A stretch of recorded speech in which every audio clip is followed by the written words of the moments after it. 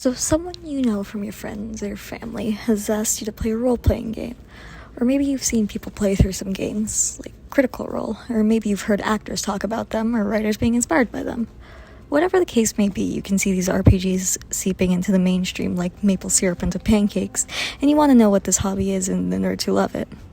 Also, if you are anything like me coming into this hobby, you probably have a lot of questions. What's all this hype about anyways? Isn't this just a type of board game? How do I do well or win at this? What's up with all these people hoarding dice like doomsday preppers? After 8 years in the field, I feel I can answer some of these questions. Role-playing games are not a board game. A board game has very clear rules on the actions players can take and a singular goal that all players will be working towards. Role-playing games have none of these. Now, I imagine this might come as a shock to those of you who are new to these games, but allow me to explain. Every game has a win condition, a single goal to work towards. In soccer, you want to have more points. In football, you give your enemy worse and worse concussions. The label of game in our context is actually kind of misleading. Role-playing games are closer to playing pretend than any traditional game. The era from your childhood when that stick you found in your backyard was a gleaming silver sword.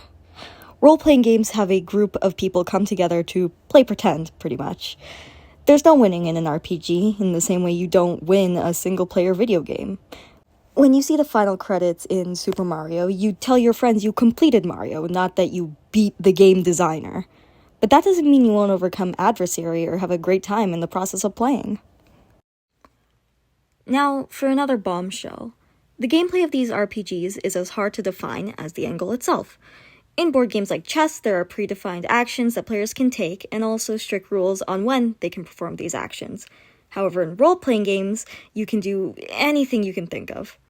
This may be a lot of information to take in all at once, so let's bring us back down to earth a bit and use an example with the most popular role-playing game by far, Dungeons & Dragons.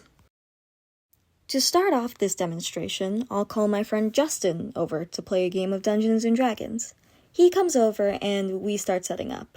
The first thing we do is decide who will be the game's Dungeon Master, or DM for short.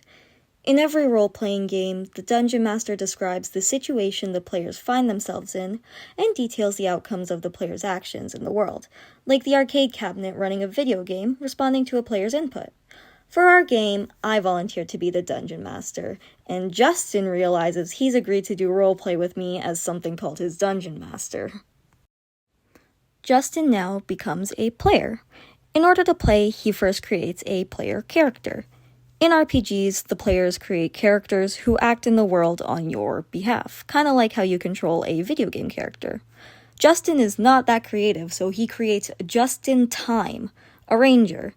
With that, we're off. First, the DM, me, describes the opening situation to Justin.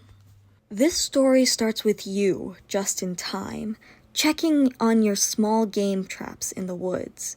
You brush past leaves and bushes, careful to avoid the poisonous, sweet-looking leaves as you make your way to your quarry. You're overjoyed when you see your trap has sprung, but that joy evaporates when you realize there is nothing in it but the faint glow of purple on the metal. Nothing you can think of could have left these splatters. The stage is now set. Justin has a chance to respond. That's a little strange. I bend down and inspect the trap, making sure it went off correctly. Me, as the DM, informs him of the consequences of his actions. As you look closer and your eyes get adjusted to the darkness, you see that this purple splatter continues and leaves a trail off into the forest, as if this thing was caught by your trap but managed to hobble away. And that's that. Justin can narrate anything else his character might look for, do, or say in this circumstance.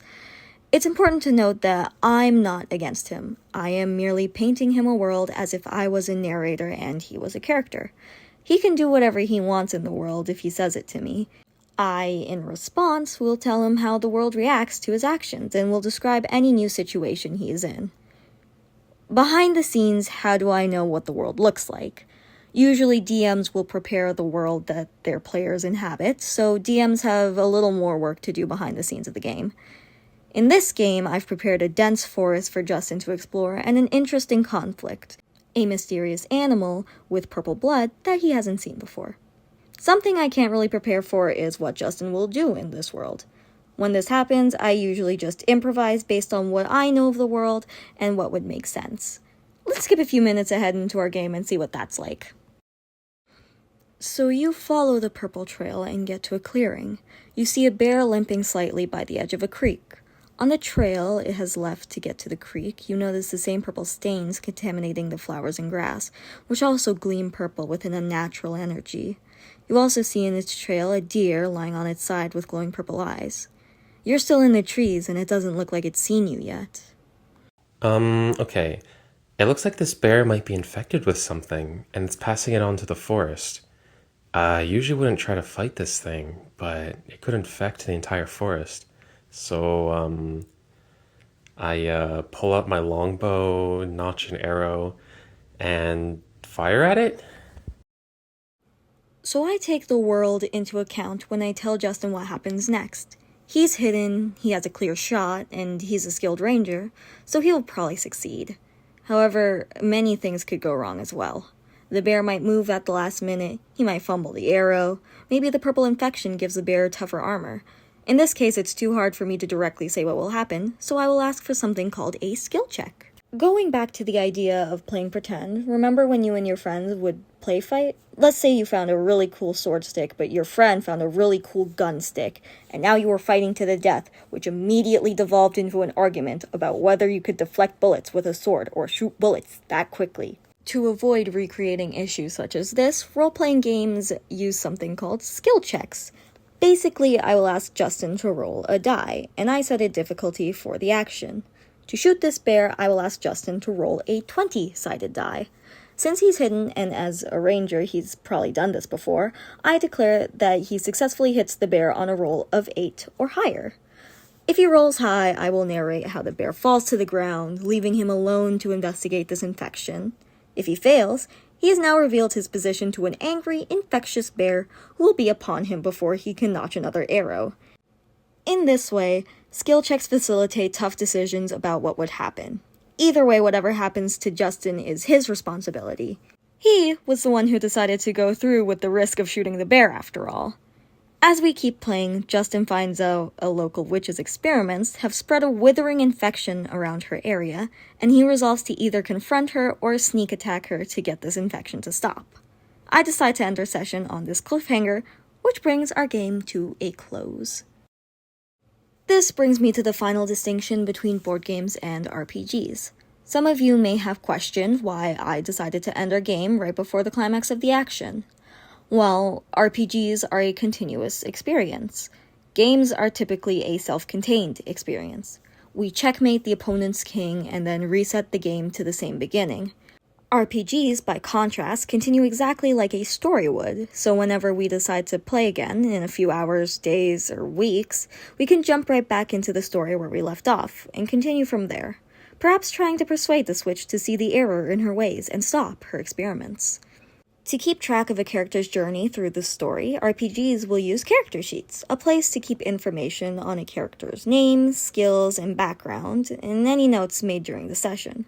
For this introductory game, Justin and I made one before the game started, which is when Justin told me he wanted to play a ranger who was good at tracking, hunting, and ambushing in forests, but was socially aloof and not as good at talking to people.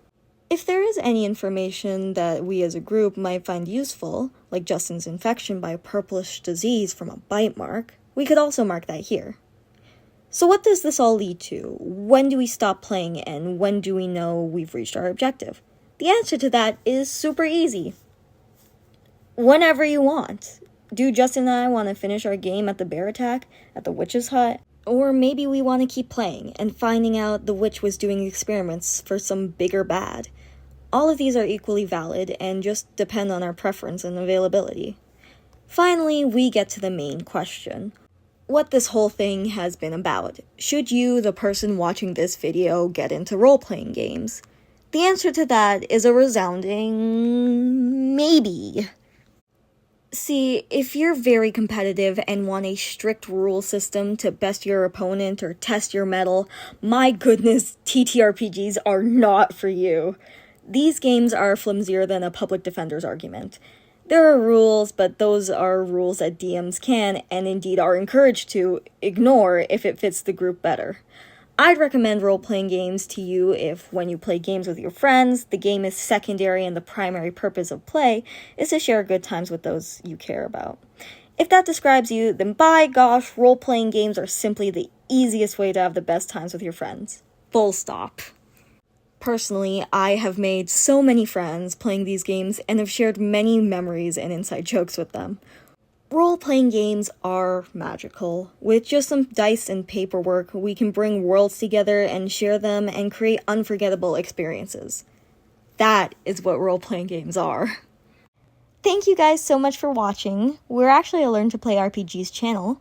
Although D&D has taken up much of the volume of the RPG space over the game's lifetime, there are actually a ton of new games expanding on D&D's rule system and setting to expand role-playing games out into really interesting new territory. My goal with this channel is to get people into playing these games and having fun without having to read an entire core book for each new RPG they want to play. Because frankly, going into the DMV is probably more exciting and includes less paperwork than getting started on a new RPG from scratch. Up on the channel right now is an introduction to D&D, where we talk you through what you need to prepare before the game and all the basic rules for playing. Also, we've just released a new podcast where me and Justin here talk about what we believe are the hurdles in playing RPGs and how to overcome them. The first episode is up on this channel where we will talk about what new RPGs we'd recommend for people whose only experience with playing is Dungeons & Dragons. For future episodes of our podcast, blog posts on games we're playing right now, and a chance to vote on the next game we cover, follow our Patreon, linked below. Thank you guys again so much for watching, and see you soon, Nation Nerds!